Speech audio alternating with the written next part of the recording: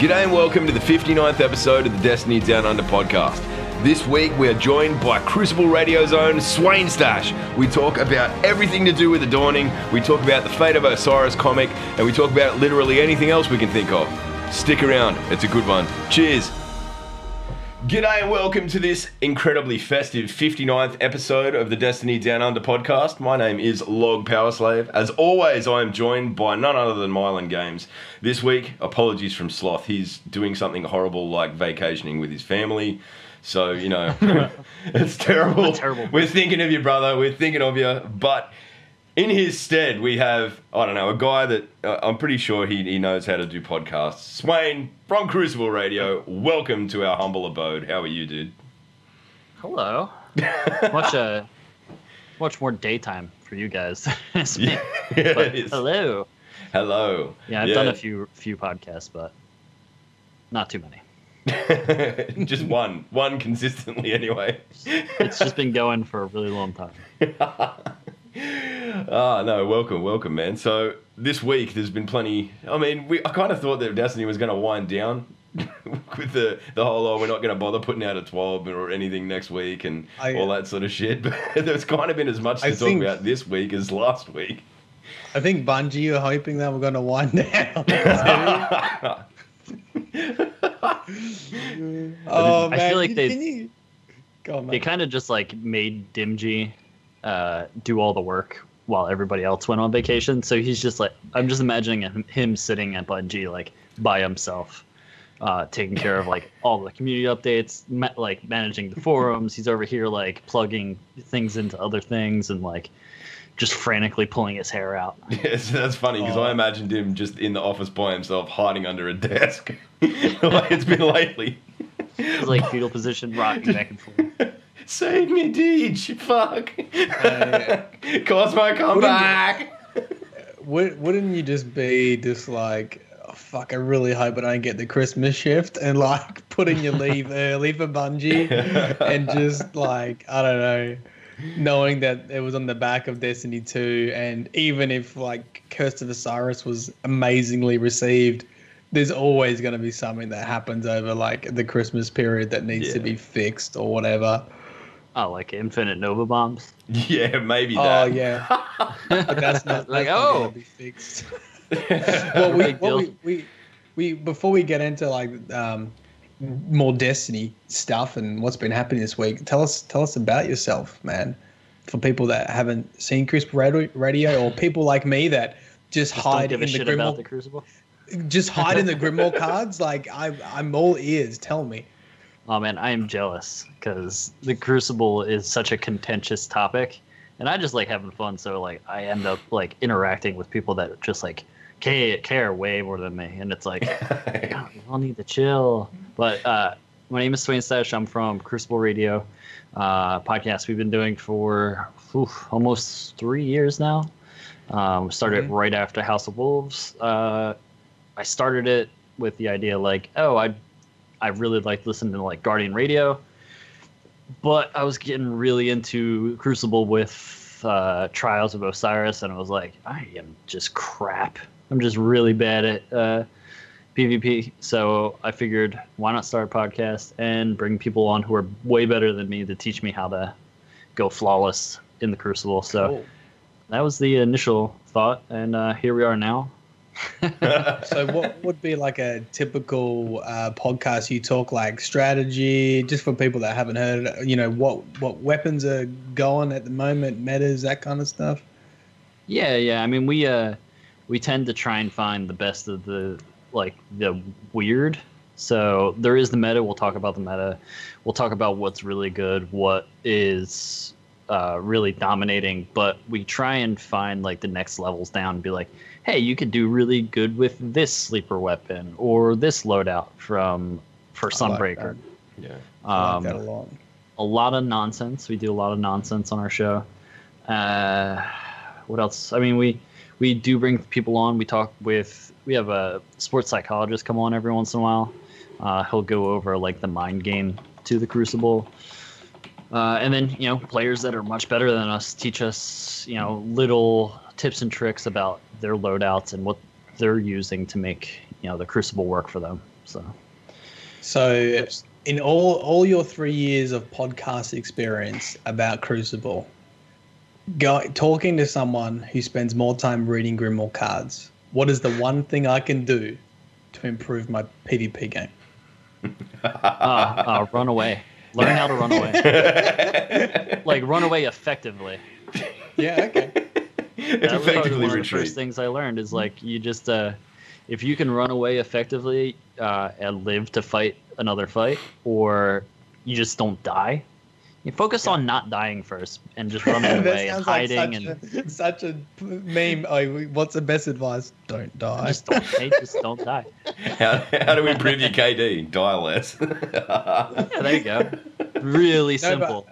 I get what you mean. Like sort of pick your engagements, right? Like don't hang in there when and be stubborn with trying to win a firefight if you don't need to, or if you. Yeah, and a lot of it was just just figuring out when I could just ditch a firefight and run away, because a lot of times that sort of thing, when you run away from a firefight, eventually you'll get good enough at it to turn it around on the person chasing you, because someone will chase that kill because they're like you were when you first started. So like, oh, I want to kill that guy, and they chase after you because you're almost dead, and then you do some fancy footwork like jump up into the air above them, and they'll run through the door and be like, oh, what? And you're like above them. So there's all sorts of little tricks, but mostly just figuring out how to run away perfectly will help immediately. And like, what was your background before Destiny, PvP, Crucible? Like, were you into competitive games, or was this your No. So I grew up on RPGs and the Final Fantasies and all sorts of things on PlayStation. Podcast, mate. Come over to the lore. Come. Oh no, I love the lore. I'm actually wearing like the Destiny Ghost Story shirt. Because I was on their show the one time for Osiris podcast, actually. There we go. It's all come to fruition now. So you were into RPGs and that kind of thing, and so what was the appeal of Destiny? I actually had a friend who worked at Bungie as a tester before they launched the game, and he would not stop talking about it. And I still had a PlayStation 3, and it was like almost like on its last leg. Oh no, what happened? Oh, Skype happened, man. Maybe it'll come back. There we go. Hey, Thank you, Skype. Destiny Down Under podcast brought to you by Skype. Poorly. Sorry, man. Well, I mean, like I really enjoyed RPGs and all that before, and I really only played like Modern Warfare as when it comes to like FPS games, like Call of Duty Modern Warfare. And my buddy was like, "Hey, you gotta try this. So this game is awesome. It's everything you could want." And I was like, I've seen the posters. I'm not too into it. Never seen I only saw like the Led Zeppelin commercials, and I was like, I guess this looks cool. So when my PS3 died, I ended up picking up a PS4, and I was in the GameStop, and I was like, oh yeah, I'll just pick up Destiny while I was there. And I've been playing it a lot since. Just kind of hooked its claws in me at first. And it wasn't really PvP at first. It was more so like me and a buddy who I actually grew up with were playing a lot together, and we would like try and like do like doubles Crota runs. And like that was a lot of the beginning of my Destiny play, was like trying to solo Crota or doing hard mode 2-person, and we just got bored eventually.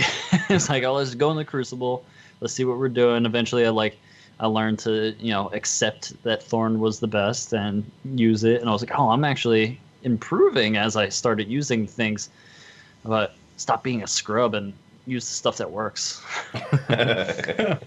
So we haven't really had someone from the PvP side of things.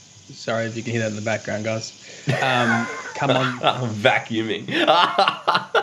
It's all good, man. It's either that or me sniffling like an asshole because I've got a cold. The thing is, like... You can't go out and say anything.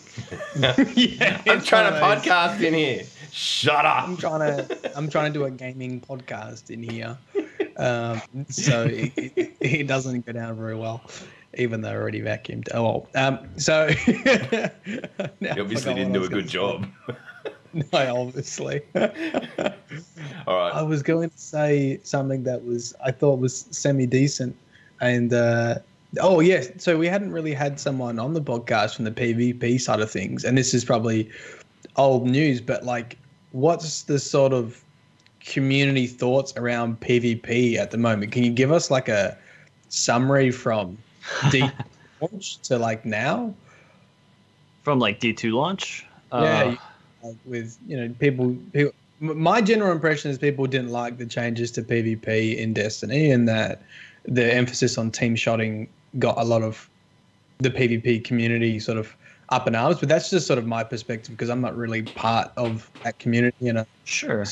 The inside voice. So I mean, like, being totally honest, I think that people aren't necessarily tired of D2. I think those same people are tired of Destiny in general. And a lot of the things that we got for Destiny 2 are things we asked for in Destiny 1 a lot.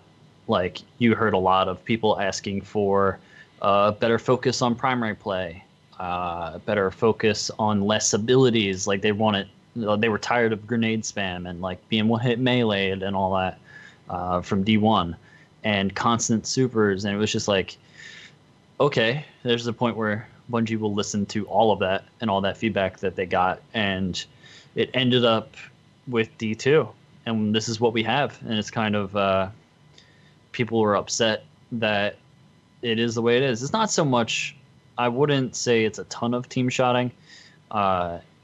It definitely exists. But the team shotting has always existed in PvP, especially if you watch competitive Destiny from D1. There was hero moments. There was a lot more hero moments in D1. But if you're watching competitive Destiny, they'd be like, all right, they would constantly communicate where someone was so they could get team shots. Like, team shot this guy with me real quick. Let's move around the map. Let's move to the other side. Yep. Let's catch the spawn. So that, like, they were constantly looking for that, 3-on-1 or 3-on-2 as they rotated around the map in skirmish. And those people, I think, are honestly, they just wanted something fast paced, and the things they asked for slowed it down a lot. So yeah, we're in a predicament right now because I don't think you can completely change the layout of Destiny without a sequel. Like, to redo the way they have everything, that's not going to happen for another Destiny, and that's why it waited until another iteration of Destiny to happen. Yeah. So what's like, when you say iteration, like, what's on the top of the list of what people want to see changed, or what's your thoughts on what would be changed with? My or are thoughts you were happy definitely with it? I honestly missed some of the hero moments. That was the big thing about Destiny that brought you in. It's like that you felt powerful. You felt like you had your super was just gonna like destroy everyone. You could, like, the 7th column award was like one of the highest honors in Destiny 1, and like I can't even imagine getting 7 people in a row in Destiny 2. Like, yeah, it's such a different beast. Yeah, it's a different game entirely, and it's gonna be tough. There are people are asking for Destiny 1 essentially. They want Destiny 1 back. Right. It's not gonna happen. Isn't it funny how, like, and like everyone's complaining in D1 and like, fine, here you go, we'll give you what you wanted. Like, we don't like it. It's maybe exactly fucking Bungie knew better than you to begin with, motherfucker. Maybe they knew what they wanted to make, and maybe all these ideas have just polluted the water, so to speak. I don't know. They've got a fair pedigree of making games, yeah. So maybe they should just do what they want. We can just eat it. Yeah, I do think there's like there's a little bit of I think Bungie doesn't know exactly where it's going with PvP at the moment, and they're just trying their best to appease everyone. And you can tell with like the numbers in the Crucible right now, it's definitely not as popular as it was in D1. And I think there's a solution. There's something there. I definitely am not qualified enough to be like, hey, you should do this, this, and this, and it'll get everyone to come back. I think most of the people with the really loud voices aren't qualified enough to be making calls like that. Yeah. And I think that sometimes they need to take a step back and remember that. But at the same time, like, you guys and listening to like Crucible Radio in general and like getting like it makes me pumped to play Crucible because it's the sort of like even when you know it wasn't, you know, let's be fair and honest, the game probably wasn't what everyone expected it to be, but you can still jump in and I still have a great time and I still like find something new, especially with like I didn't even give a shit about Vice guns until you guys started talking about Vice guns, and now I'm starting to collect them and build up a little. I don't even know what Vice guns are. What are they? So the Vice guns is a foundry just like Soros or Milan, but when John Wisniewski was on the show not too long ago, he kind of told the story behind them and what they like.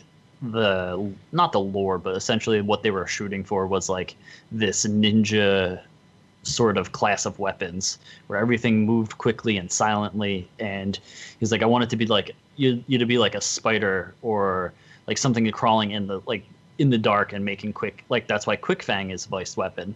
It moves quick and it like attacks quick.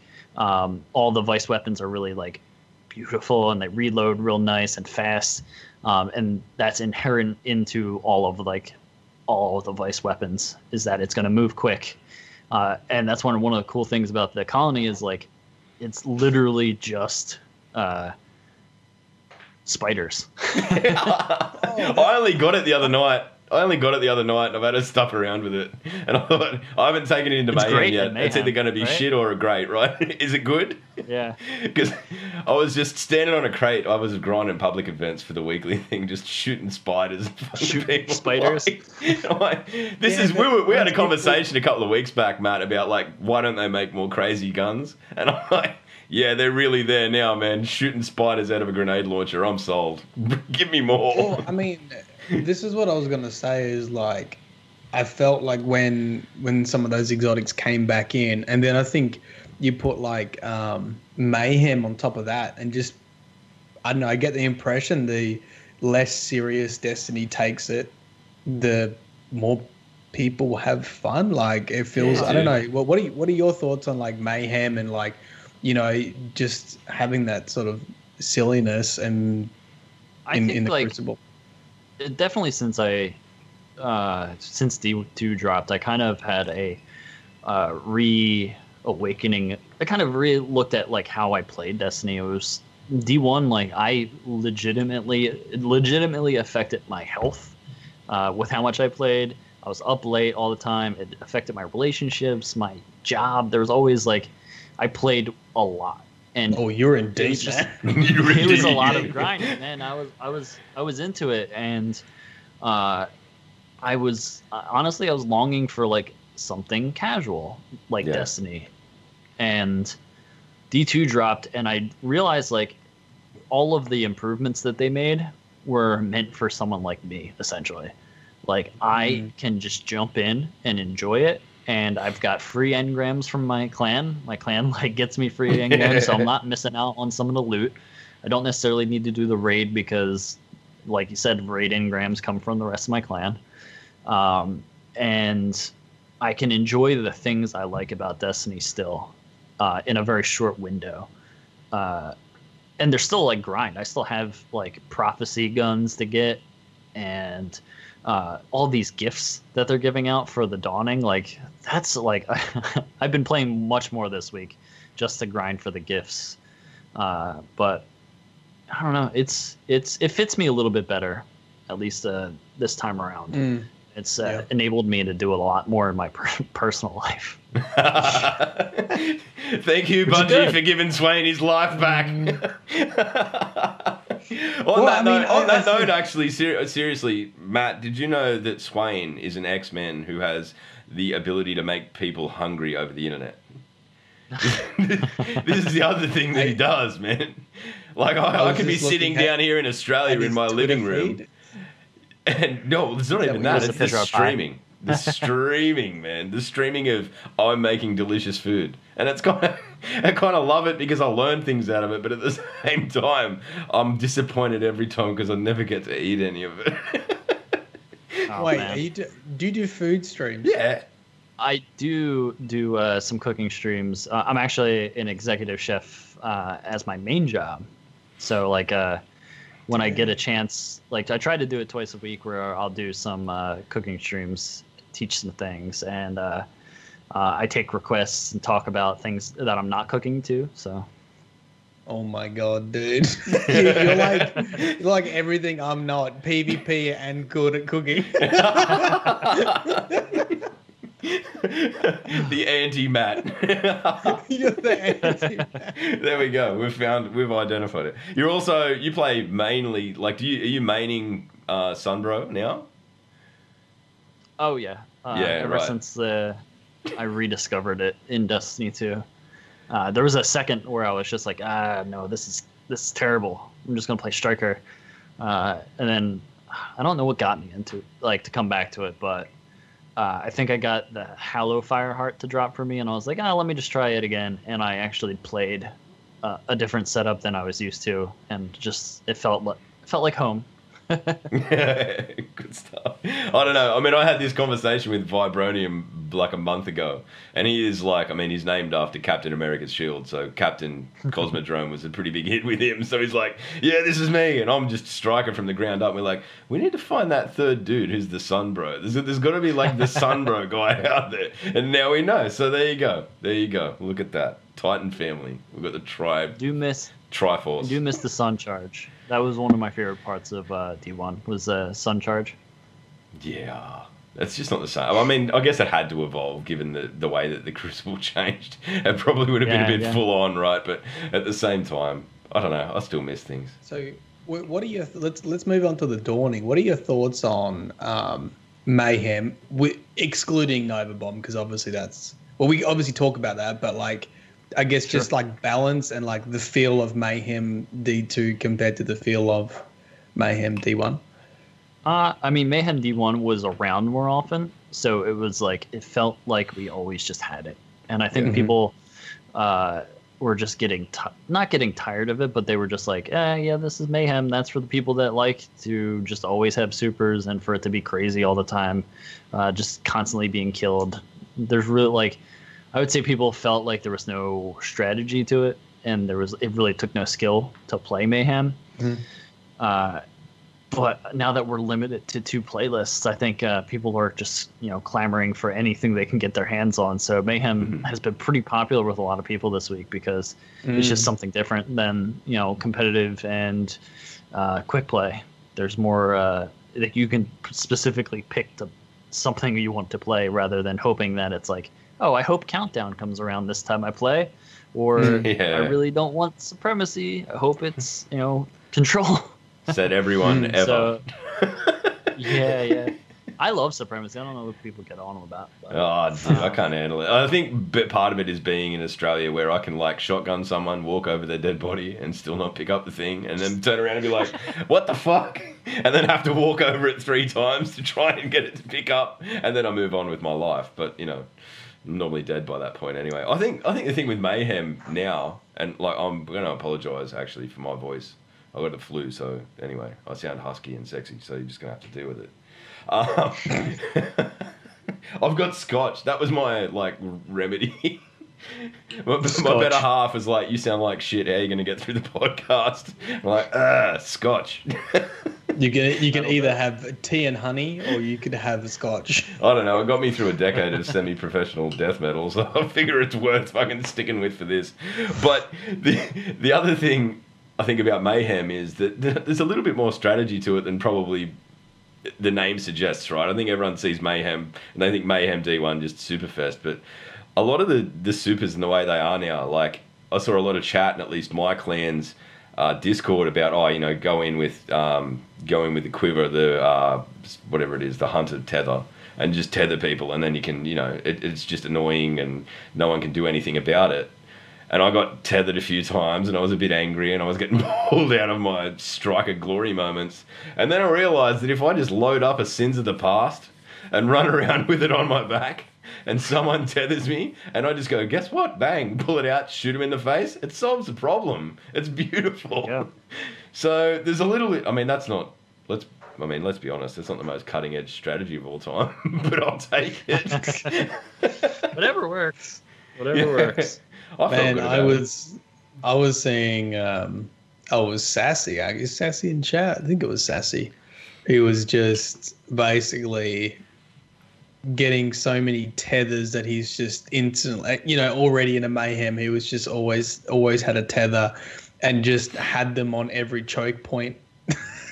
like up on the wall, so you couldn't see it. So as soon as you round the corner through the choke points, you would just get tagged straight away.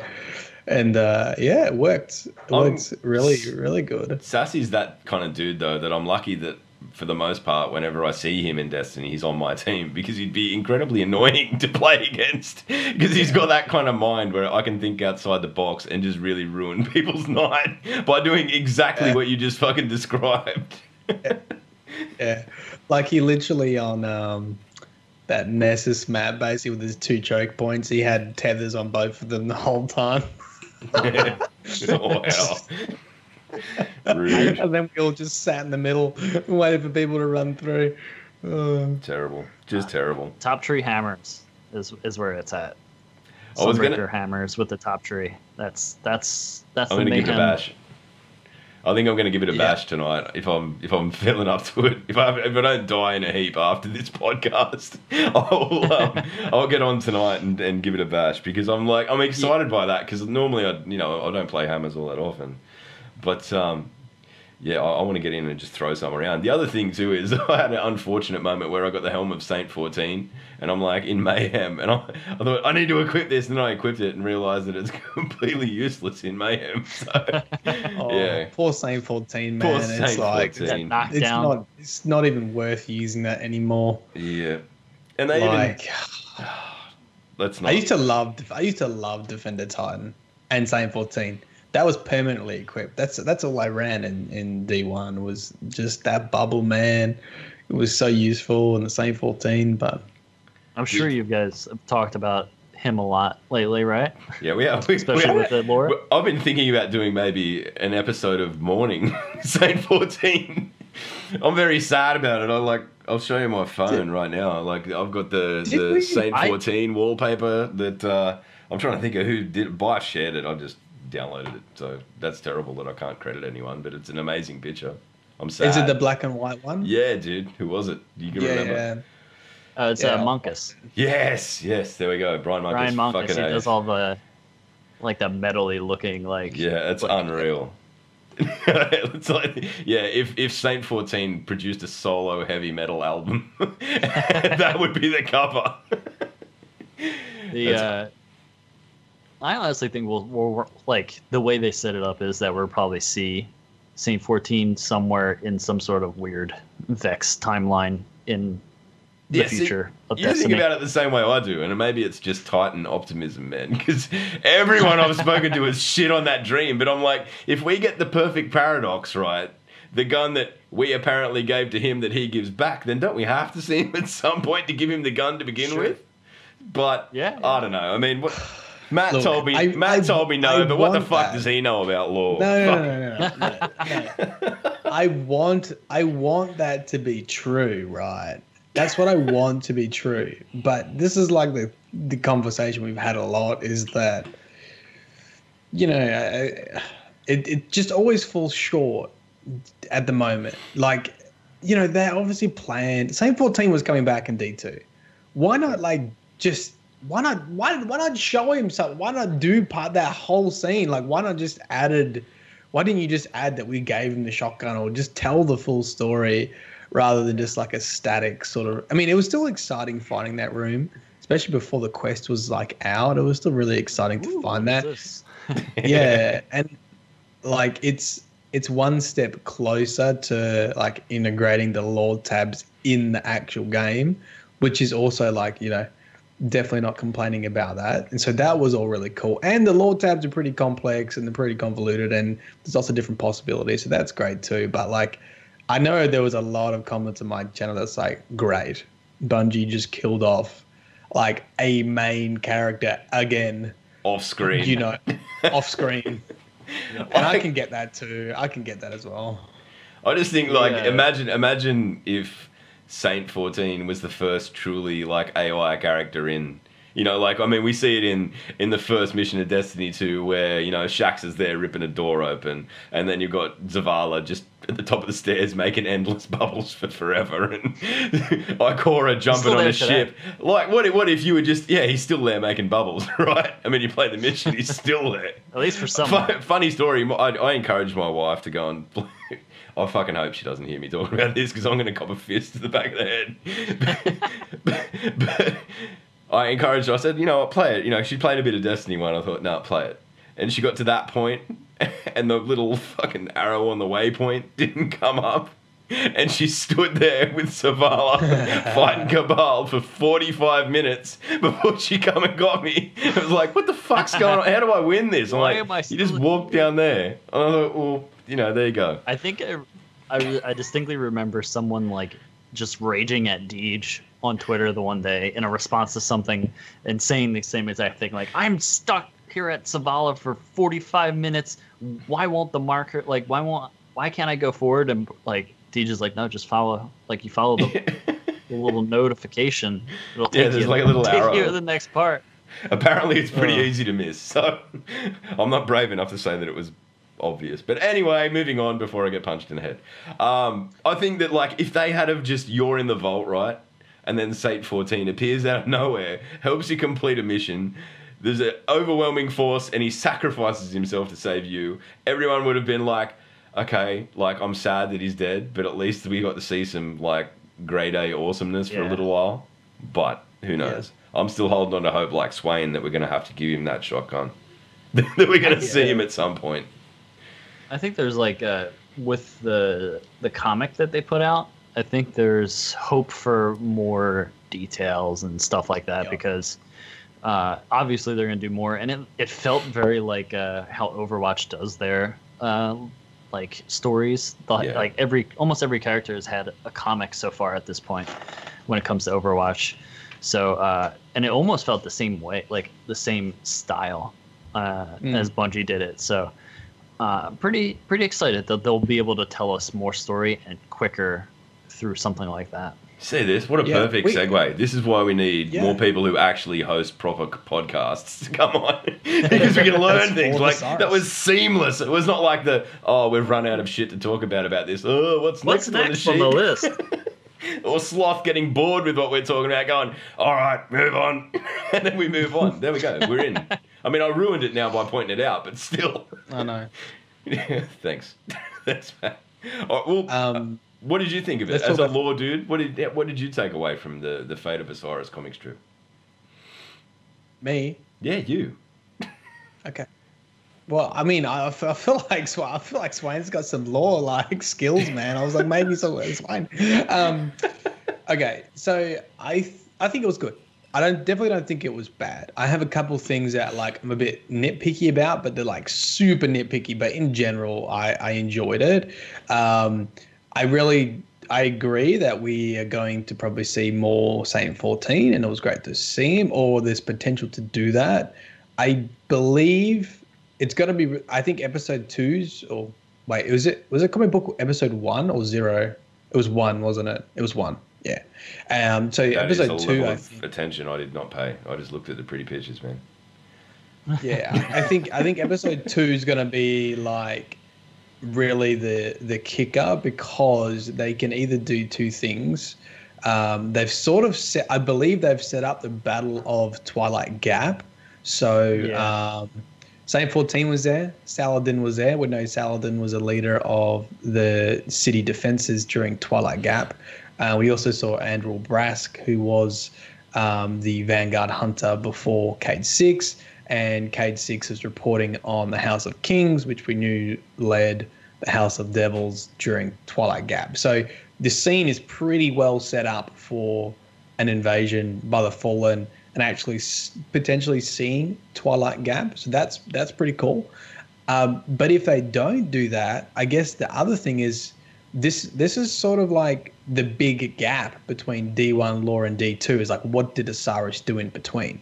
So whether they cover Twilight Gap or not, they're obviously going to need to cover what Osiris does during that time. So what they did deliver was relatively consistent with D1 lore, with setting up Osiris and what was happening.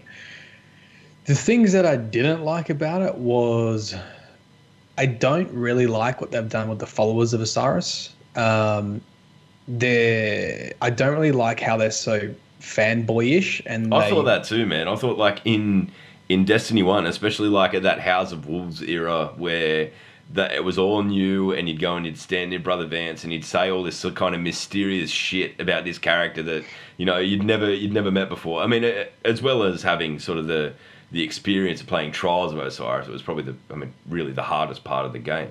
So it tied in really well with this. It was this serious, gritty, higher power, higher knowledge kind of thing. And now it's sort of all been played off as kind of like accidental fame on Osiris's part and pure fanboyism and like his ghost noticed me, fucking senpai, and all that sort of shit. I think like they've taken a level of seriousness out of it, and I don't know. Yeah, I can see it's funny, but it's also a bit sucky when it comes to Osiris himself. I've just made a video on the prophecies or the curse of Osiris, what the actual curse was, and I can definitely, like, looking a little bit more in detail about like the prophecies. What I am happy about is it is very consistent with D2. Like, there's a lot of cohesiveness between like the comic and how they introduced the followers of Osiris and Brother Vance in D2. There's not like, you know, there was no memo lost in between the making of the followers of Osiris. They decided, okay, they even changed the name. It's not going to be Cult of Osiris. It's going to be the followers now. They're not going to be like actual people that have learned something proper. And, you know, because Brother Vance used to say things like, I've ascended. Like, and he's blind. He's not even a guardian. He become more than a guardian. But there's a new card, there's a new lore tab, I can't remember which one, that basically says Brother Vance was involved in an accident, lost his vision, and for a moment he thought that Osiris was granting his wish to become a guardian. And Anon Pig mentioned that last time he came on. He was so angry about it too. He was so angry, and I've seen it now, and I can understand that. So that was my first gripe. I'm not a big fan of what they did, but I definitely can see how it links to like basically like Osiris stomping through the tower and saying all this ludicrous shit like, you know, the Traveler's to blame, the Traveler killed everyone, and I've seen the future, and like Akora Loray's like, calm down, dude, you gotta like, and Sagira's like, dude, don't say that too loud, and then everyone's like just like writing everything down, and like, you know, and it started to divide the last city, which is why the speaker gets all pissy about it. So I get that now. I'm actually slowly coming around to it, but it was a little bit grating at first. I guess the other thing is Osiris isn't wrong, right? Like, does everyone come here if the Traveler doesn't, or are we okay? Like, do we just continue on? Like, that's what I think the best thing about that comic is that it kind of, I mean, I didn't like the speaker anyway, but I mean, he did have his moment in D2, you know, the with his moment with Gaul that I won't spoil if you haven't played it. I don't know why you'd be listening to this podcast if you haven't, but fair enough. But the other thing is it kind of gives that there is an alternate like position and an alternate viewpoint. And I mean, the guy is a guardian, so he's got power from the Traveler and is still like not renouncing it, but effectively calling into question whether it was worth it to begin with. I think it's a powerful thing, but I mean, the speaker comes off as a douche in that comic anyway. It's like he's a bit threatened and then just gets a bit upset about it. Yeah. I mean, I can get that as well. And the other thing that I didn't quite like was the darkness. And heaps of people disagree with me on this, but this is one of the things I'm going to be pretty stubborn about, because like they specifically came out, they said, we are getting rid of this terminology. This does not belong in D2. And we admit it was super confusing and people didn't understand what we were talking about with the darkness. So what we're going to do is we're going to focus on the light, we're going to focus on the story, what it means to be a guardian, and we're going to come back and revisit the darkness later. Cool. Happy with that. I don't think it ever says the darkness. I can't think of a time it says the darkness in D2. I don't even know if it's in any lore tabs. Like they really did get rid of that terminology. First page. What did you say? Log first page. The darkness. I started reading it and I read darkness and I thought, fuck, I have to let Matt know about this. Like, it'd been out for 15 minutes and I said, spend 10 minutes writing darkness out of the continuity only to add it with the comic book again. and then Osiris says the Vex are literal forces of darkness. Not the darkness, but of darkness. And most people were like, Matt, taken too far. It says of darkness, not of the darkness, of darkness. But look, in my mind, right, they didn't even mention the darkness in detail. They got rid of it completely. And that was on purpose to help, when they're ready to talk about it, to do it in some sort of concise manner. So why would you reintroduce it the exact same way as you did in D1 when that was confusing? It'd be a cool reference if it was like, if he was talking about how they are from the darkness, as in like the future without the sun. Yeah, there will be darkness if they prevail. No, but even in that future, they say there's no light or dark. Yeah. I mean, there's no light, there's only dark. That's like the end. You can't have one without the other. Which makes it even more confusing, because if there's no light or dark, then how are the Vex there if they're from the darkness? Yeah, exactly. And I just forgot that. And people are like, no, they're not saying they're from the darkness. They're just saying like they're evil. But I was like, well, I mean, this is the exact shit that the Exo Stranger said. They just got everyone uber confused, because she was like, I'm pretty sure the Exo Stranger says they're pure evil or pure darkness or something when you first meet her in the Ishtar libraries or whatever. Anyway, I made a whole video on that, or it was shameless plug, shameless. Shame. It can get like real confusing. Yeah, it can. Sorry, Swain. It'll be. I think the timeline though for that comic makes it confusing, because like, who knows what they know at that point in the story. Like, who knows what Osiris knows at that point, how far he's gone. Because, like, it wasn't until almost this time that he's, like, really messing with time and going back and forth through the, infinite forest. So, maybe the more comics will explain more about how, like, Osiris completely changes. Yeah, that's actually what I was thinking. Because I was like, the timeline is, like, D1. So they sort of have to... It's pre-D1, so that... it was darkness then. They called them all darkness before D1, so it's fine. What are we complaining about? Yeah. Because the enemies were, like, there's bounties and stuff. The enemies, and some of them were never updated. Some of the assets were not... And you still could get bounties of, like, minions of the darkness for the Fallen. And it was never meant to be interpreted like that. The darkness became something else. And then Soul Reaver is still saying the exact same thing in all my comments. It's not saying the darkness. I know, but I have an issue with using that word because you've put so much emphasis on it. Like, oh man, dude! Every time choose a different word. Just choose a different word. I'm choosing to believe that the way. Because the comic was made by someone else, probably somewhat outsourced from Bungie, just kind of like guided by them. So you never know. The narrative lead had a lot of impact on it. The D2 narrative lead, forgotten the name now. I've got it in my notes, but I don't know. I think. The other thing is, like, okay, they've decided what the darkness is now, and maybe it is. The Vex. No, I mean, if they go on to explain it in the comic strip, fucking oath, like, then good. But for me, I mean, like at the moment, I just every time I hear the word darkness, I just think of fucking Charlie Murphy and Rick James shit. Darkness, darkness is spreading, and then it becomes fun. So you just move on. The other thing of late that we've been experiencing, aside from that, is the dawning and it's the mechanics that are around the dawning. Yeah, like we didn't really touch on that. We didn't touch on the quests and things like that. There is a lot of static going around on the interwebs, particularly on the Twitter, about where people are with the microtransaction side of it.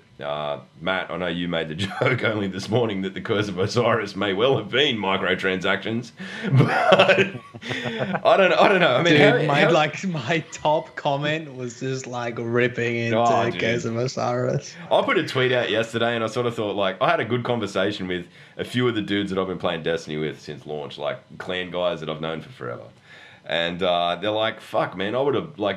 Everyone there was like, I bought Destiny just purely out of faith because of Bungie, right?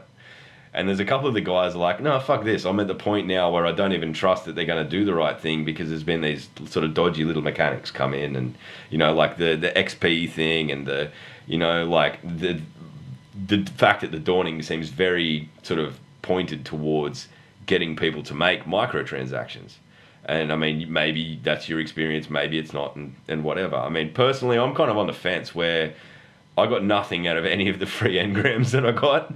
So I'm like, I just really want the helmet because it's got horns, and I like horns because heavy metal is cool. But at the same time, now I'm going to have to kind of, I've probably got the silver there to buy it, or the bright dust. I could do that. But the thing about trust and the thing about like, do you feel like at some point you've lost your trust in Bungie over Destiny? And I put a tweet out yesterday, like just a vote. You know, this is the discussion I've had. How do you feel? Are you still like at the same point you were with respect to trusting Bungie? Holy shit! Did I cop an earful? It was a mistake. But I think the fact that most people are like, no, I don't, and they've kind of lost that faith. I mean, for me, it's saddening because I love this game, and I'm probably still more in the yes. I do still trust them. I still do believe that they're trying to do the right thing ultimately. But I mean, where are you guys at, like in terms of the microtransactions thing? Do you think it's gone a little bit too far, or what? Like, let's just briefly talk about this. I'm glad Sloth's not here because Sloth would not be able to do this in a brief way. Do you want me to start? Stop it. Stop it. Bungie, fucking stop it. That's what Sloth would say. Okay, now we move on. So yeah, you go, Swain. Let us know what your thoughts are. Oh man, I am not going to be like most people. I'm an adult, and I think adults can spend whatever the hell they want, like their money on what the hell they want.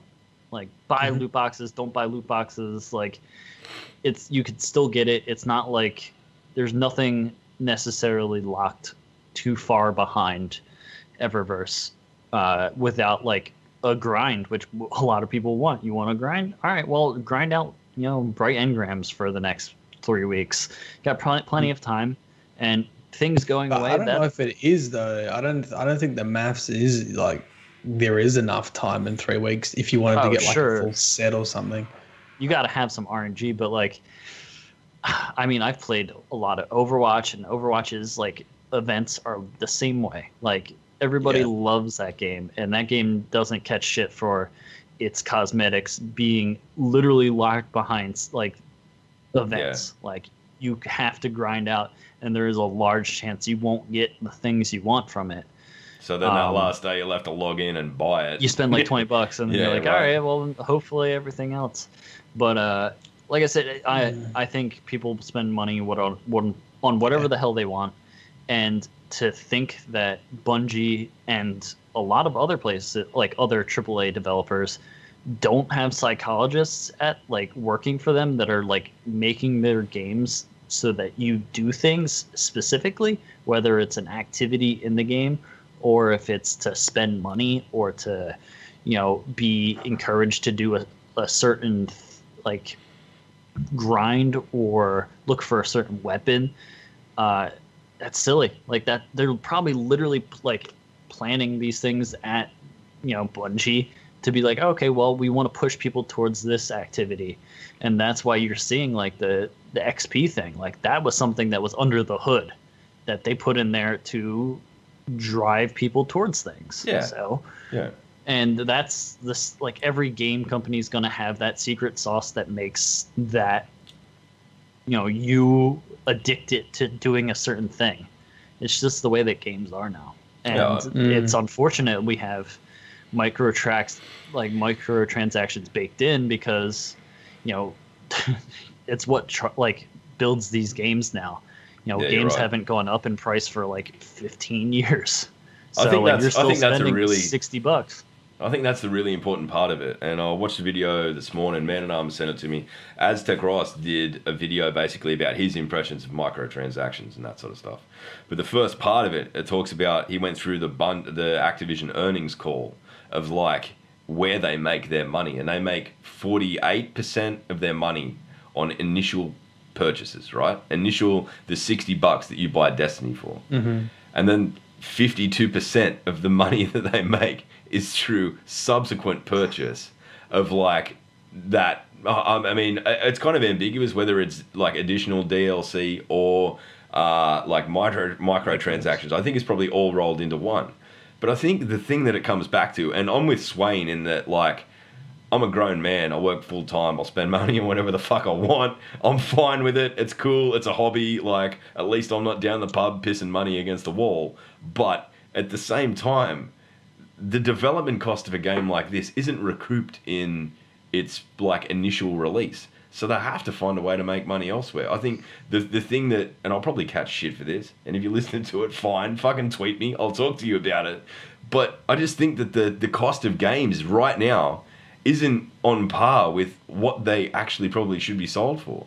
I mean, when you think about the cost of entertainment, I worked it out. My time in Destiny 1, I paid 15 cents per hour for entertainment. Like, you can't get that fucking anywhere, man. Like, that's where we're at. So maybe they need to be a little bit more expensive, but no one's going to pay more. You come out and say, you want Destiny 3, it'll cost you $180. No one will fucking buy it. So, yeah, but people, like, you guys are adults and you have a job. No, debatably, but games are played by kids as well, and without murky. Doubt, this is introducing people to gambling.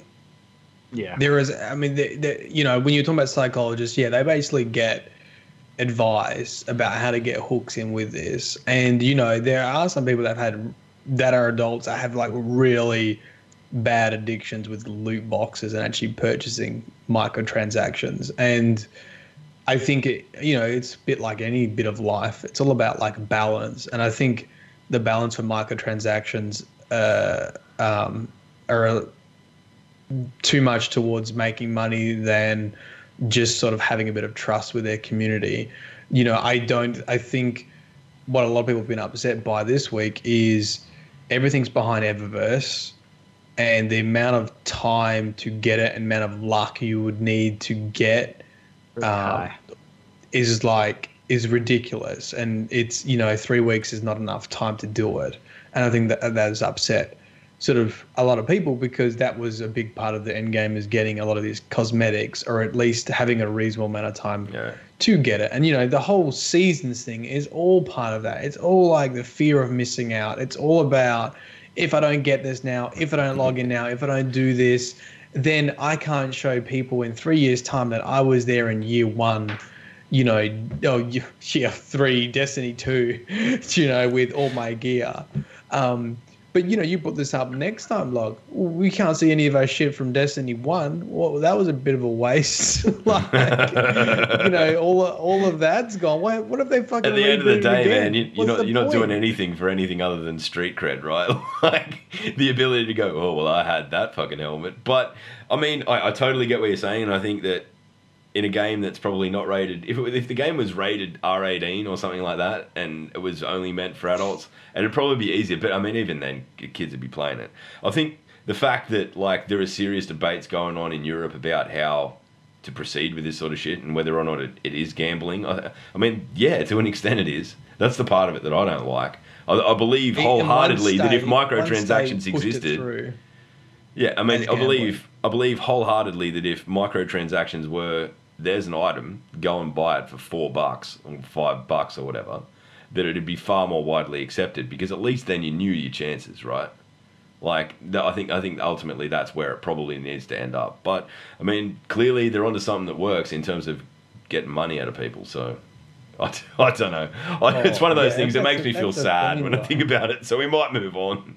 yeah, we'll move on. But like, I don't know. I think, and this is what I got angry at Sloth with yesterday. I was like, right, they've had one press thing. Like every week, Bungie is getting burnt by like mainstream news and other YouTube channels that aren't necessarily part of the Destiny community.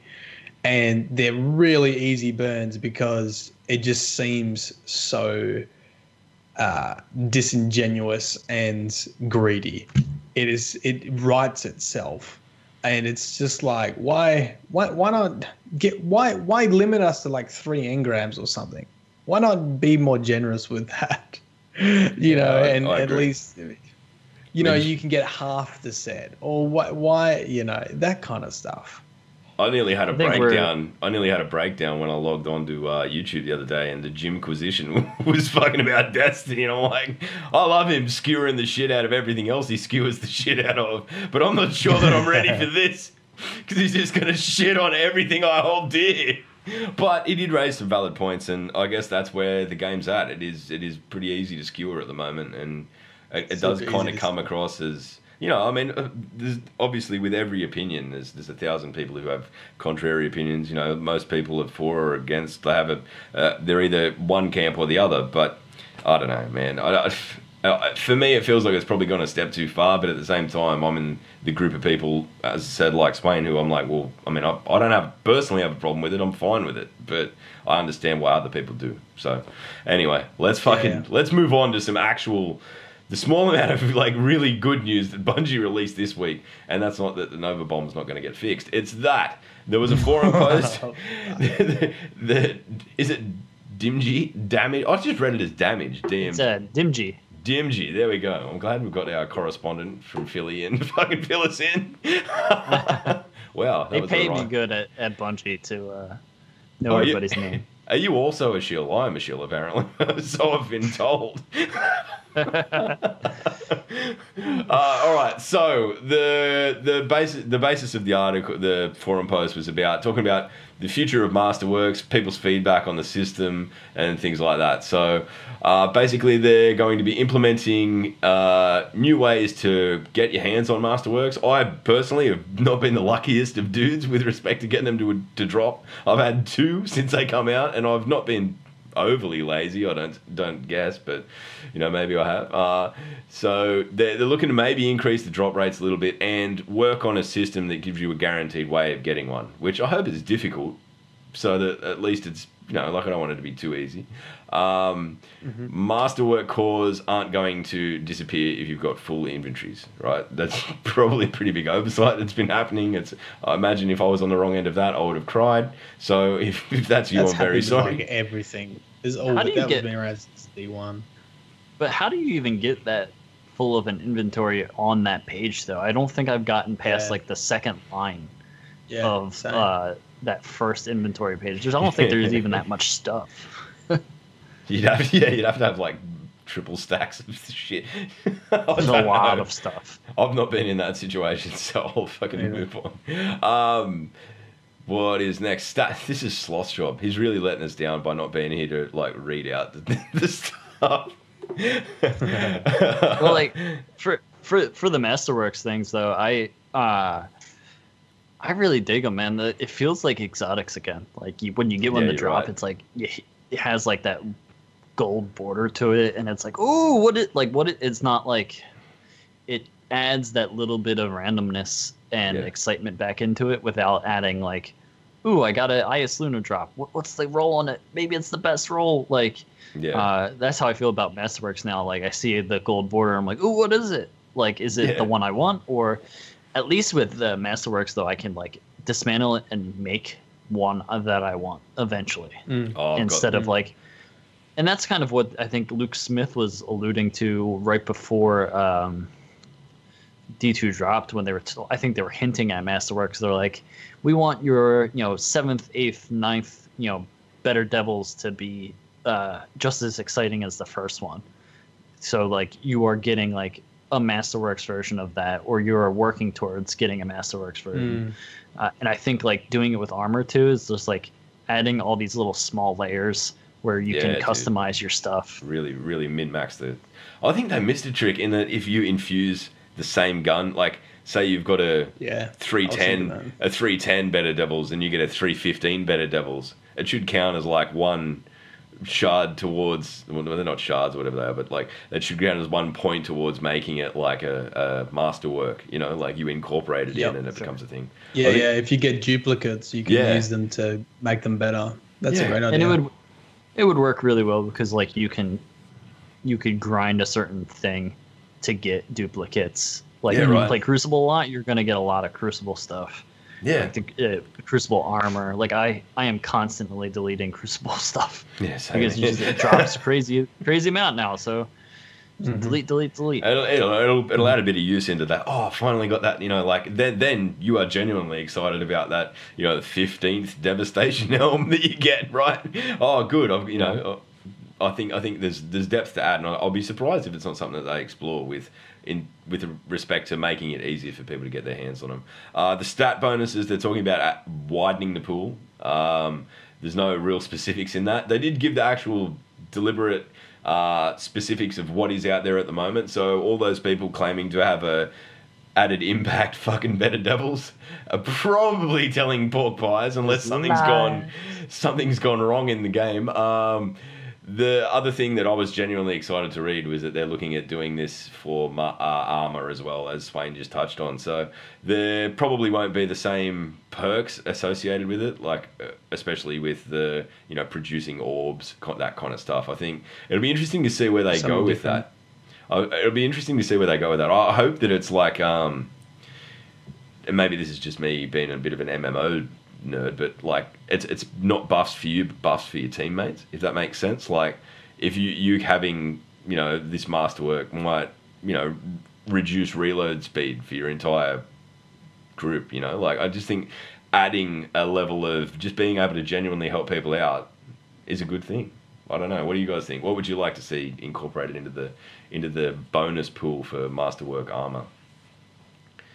Well, I really liked what they did with the exotic weapons, the Eon Souls and Swifts and stuff. How you use a grenade or an ability and like it activates your teammates, like reduces your teammates' cooldowns. I think that's always like, I really like that idea, but I don't ever really see anyone using it, like unless you intentionally sort of get your team all spamming grenades. People are too selfish. We talked about it on our show last night, like how we want to see that team that runs like the 4 warlocks with the Aeons, or like a full team of Aeons that like are really like synchronizing to make like take full advantage of it. But that's definitely not going to be me. That's going to be someone else. I'm going to watch a YouTube video about it, and I'm like, ooh, that's cool, and then never do it myself. I've been wanting to see a full team in Mayhem with grenades and warlocks, and just see if you instantly get it back. No, can we fuck that off? Warlocks get it good enough in Mayhem, man. Seriously, I want no part of that, please. What is it? The Titan one is the class ability, isn't it? And barrier. So is it just like, I mean, for the Titan it's barrier, but is it for the others it increases? Like, I mean, if you've got warlocks there with dropping their kiddie pool on the ground, right? Is that it increases the rate of that? I mean, that could be quite useful later in, like, I mean, especially in like a Callus or something.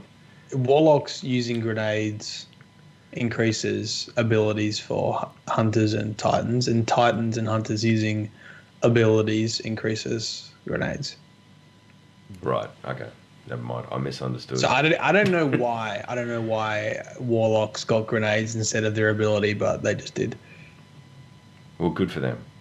They don't get any of fucking warlocks, man. Seriously. Yeah.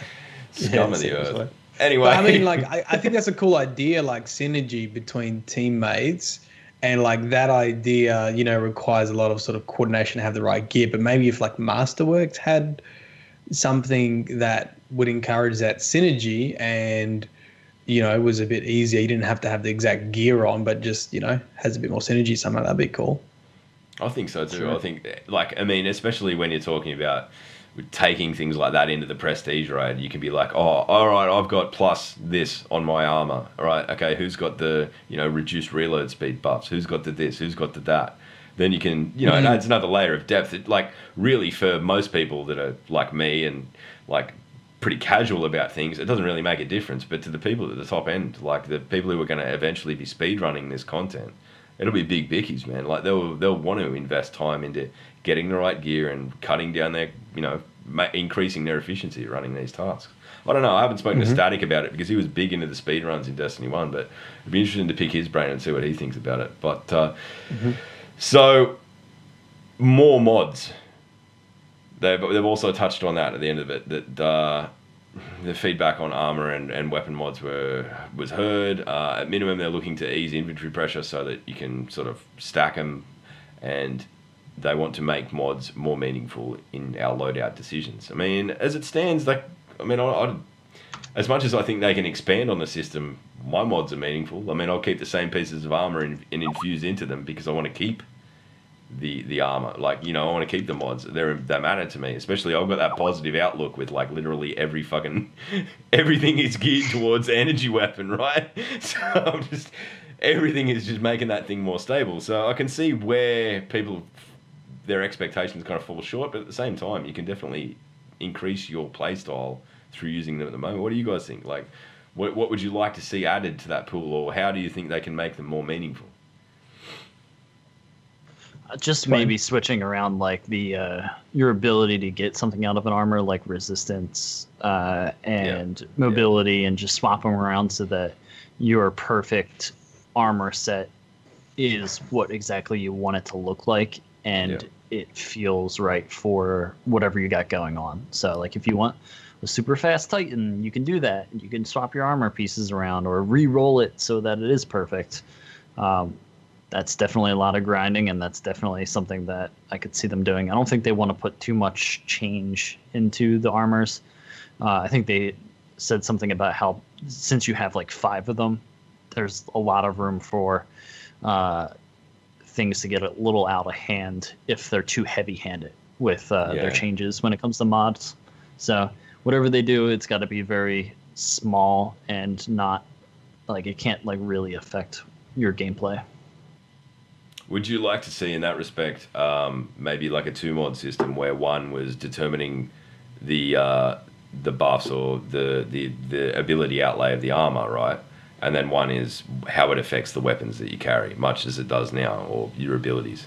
I think like separating them is probably the way to go, in that, you know, then you'll be able to min-max that speed or whatever. Like, I'd hate to see it come to the point where it became like I've got this mod that'll change this piece of armor to resilience, but it means that I can't have the thing that makes my energy weapon more stable. You know what I mean? I wouldn't like to see there be a trade-off between that, because then you're still not quite there in terms of having your armor look exactly the way you want it to look and perform the way you want it to perform. I think it'll, you know, I don't know. That's my take on it. I'd like to see it separated. I think it could be a good, like, one of the first things people asked for in Destiny 1 was, what was it, transmog, so that you can look exactly how you want, but it had perks for what you needed rather than what was just given to you. So I think this is a quiet step in the direction of transmog, but not like Destiny's own version of it, where you find your perfect set and you make it yours. And you, like, I think that's really great with how, like, each one has its own shader, and you can make each thing your own, and make your gun your own, make your armor set your own, and you can be your own person. That was the level of customization I wanted in D1 that I'm glad that D2 has. Nice. Very nice. Very nice. Very nice. Very nice. All right. Look, when it comes to mods, like, I honestly just don't. I don't like spend enough time looking at perks, looking at mods, and that's why I need to tune in to Crucible Radio, because if someone tells me what I should look out for, tells me like, hey, like this gun is a sleeper, you should hang on to it, I'll do that, and I'll hang on to it, and I'll pay attention. But it's like some people are never going to go out of their way to read a lore tab, and I'm the opposite. I'm never going to go out of my way to read, like, understand perks and understand setups and do that, because I don't know. I've also never needed it as well. I usually just like. Oh yeah, the game is easy without them. Like you don't really need to min-max.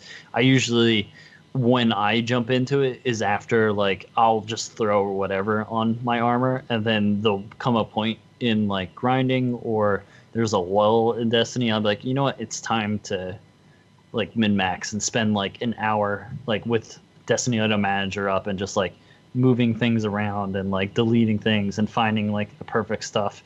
That just becomes its own activity for me in Destiny outside of just like the grind or doing Crucible or strikes or whatnot. There's definitely a day where I just like, all right, time to sit down and make everything perfect. And then you never take it off. Then you just wear it for forever. Invest an hour in your future. It becomes real sweaty. Yeah. See, I'm always like scared to get rid of gear because I don't know if it's good or not, and weapons. So I just hoard everything, and until I see like a video, it's like God weapon no one knows about, and then I'm like, yeah, sweet, I've got that. I almost always delete things I know I'll get like immediately again, like something from the Crucible, like anything from that Shaxx has, I'm just like, okay, just delete it. Like I'll get it eventually, unless it's good. Obviously, I'll keep it if it's good. But I'm like that with exotics. I instantly infuse them because I'm like, well, they always drop high, like light rate, like a power level, sorry, compared to everything else. And then you can just go, right, well, if I really need it, I'll just go and fucking buy it back. It's now that I've unlocked it, I've unlocked it. I don't know. I look at it that way. I don't see it as I need to carry it around. So Helm of Saint 14. Yeah. Sorry, it's gone already.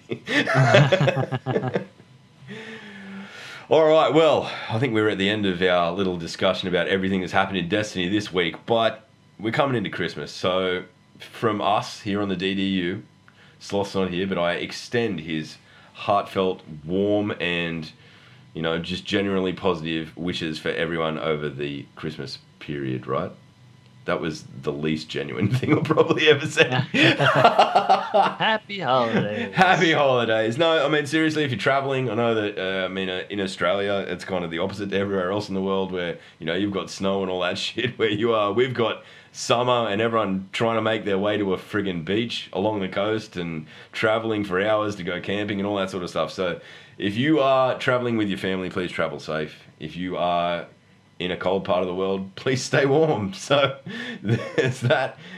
Swain, thank you very much for making the time to come on. It's been an absolute pleasure having you on, and we'll definitely have to do it again because you've opened like I'm just looking at Matt in the little video feed that I've got, and he looks wiser for having you on. He made I'm enlightened. Mylan Games PvP beast. Look at him. He's just. Yeah, there was a short-lived career in the PvP arena of PUBG, so you know. Oh, dude. Have you kicked that habit? Back on the Destiny. Have you kicked your? Yeah, I've got back into Fortnite. I'm enjoying Fortnite a lot. Isn't it just cartoon PUBG? Isn't it just the same thing? You know what?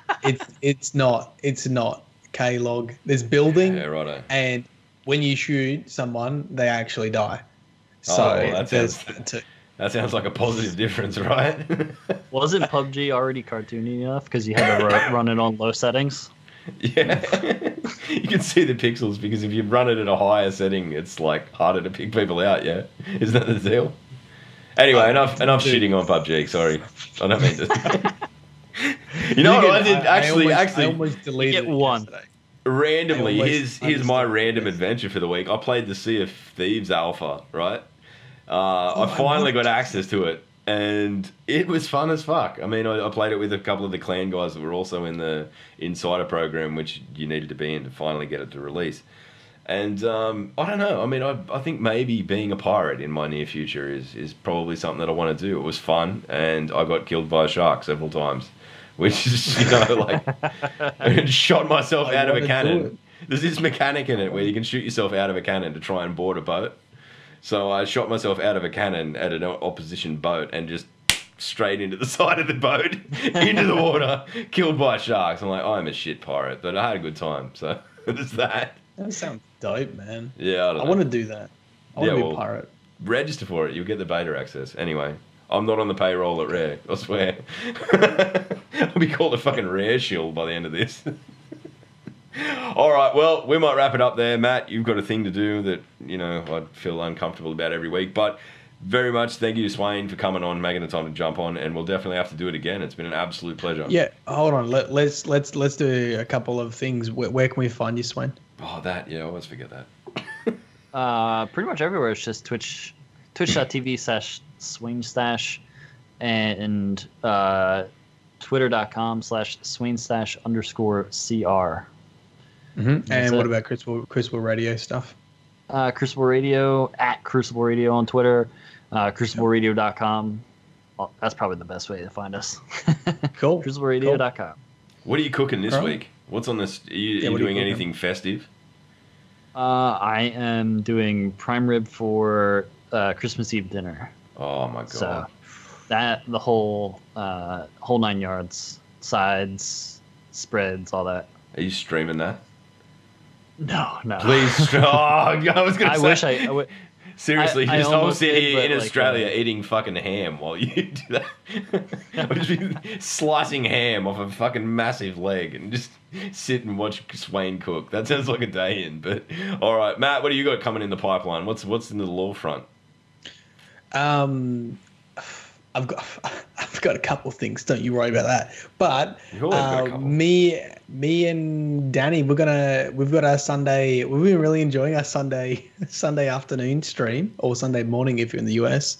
So that will be Christmas Eve. So we'll have a Christmas Eve stream for you tomorrow, or the day after tomorrow, because it's Friday night. Yeah, it's Friday night for you guys right now. Yeah, so Sunday, and I may or may not get a video out about this leak with the next DLC. There's a couple bit of lore bits in there about frames and new enemies, which has got a bit of a backstory, and Nezarec and that kind of stuff. So to be honest, I was just sort of holding off, and if someone's already done it, I was just like, oh, fuck it, I won't do it. But if no one's done it, I might get to the end of the day and be like, oh, okay, I'll make one. Break the news, Matt. Break the news. Do it.